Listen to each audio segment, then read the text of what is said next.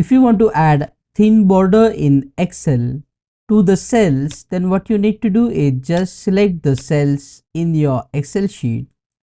After selecting the cells, you need to click here on all borders option, drop down a small downward triangle here, and you will see the option of all borders.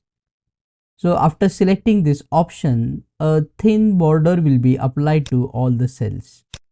And if you want to change the color of this thin border, then you need to go back to the drop down option, and under the line color here, select the any color of your choice, for example red color, and then click on the box of all borders to change the border color. Click on that like button, comment below and let me know if this video solved your problem, and don't forget to check out these useful videos related to Excel.